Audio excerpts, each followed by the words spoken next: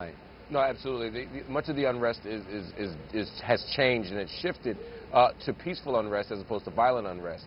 But I think protesters, again, need a space to do this. Remember, the governor himself created this environment by creating a state of emergency a week ago. He tried to redress that yesterday by saying protesters will have space to march, to exercise free speech, to walk down the street, to drive down roads. He said all of that, and yet within literally 15 minutes, they began shutting it down.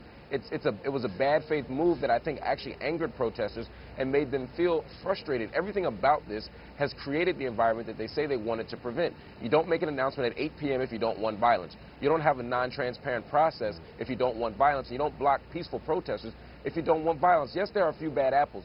Pick them out, deal with it responsibly, but you don't punish the bulk of people who have been disciplined and organized for 109 days now. And Mark, stand by, because as we look at this picture in Ferguson, it appears there was an arrest. It looks like someone tried to, or I'm not exactly sure if they tried to rush one of the police officers, but to the right of your screen, where the flashlight is that you're looking at, there was someone who was put on the ground by police officers, and it appears that they are being cuffed. And again, not exactly sure what's going on because I'm obviously not out there, but we're seeing it all unfold now. And I'm wondering, David, as you're looking at this, this is what the cops are up against, and this is what the protesters, they're wanting to exercise their right. Absolutely. But there is a big distinction between exercising your constitutional right to speech and some of the crazy stuff that was going on last night. And I've got to disagree with Mark, because he's making an argument that it is the governor's fault, that it is the district attorney's fault, that it's the justice system's fault. No. We have a core group of people here who've decided that what they want to do is they want to riot, and they want to shoot guns, and they want to endanger people and burn people's businesses down and torch car lots. That is absolutely unacceptable. And so in the face of that, of course the police, of course the National Guard, of course the sheriff and the Highway Patrol have to come in with a posture of strength in order to protect people. But this is my community, and this is Jeff's community, and it's unacceptable for people, either from our community or from the outside, to come in and riot.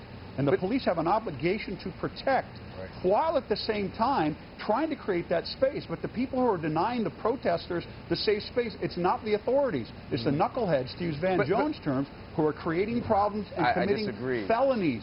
Go ahead, Mark. They need to be arrested. They need to be prosecuted. Here's my issue with that, David. It's a disingenuous gesture that the police are doing here. Because if you look on South Florissant last night, and even at some point today, yeah, they blocked off peaceful protesters to ensure that all the property, all the businesses would be protected.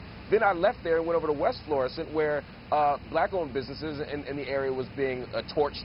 And there weren't even fire trucks out there, and there certainly weren't police officers stopping it. If police officers were concerned with stopping unrest, they would have had equal representation in both places.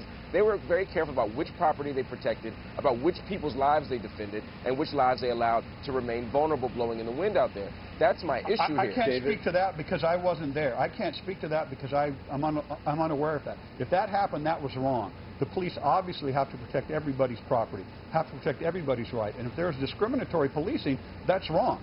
But the point is that what the police should have done is they should have moved vigorously to protect the black-owned businesses, should have moved vigorously to protect the black lives that were endangered.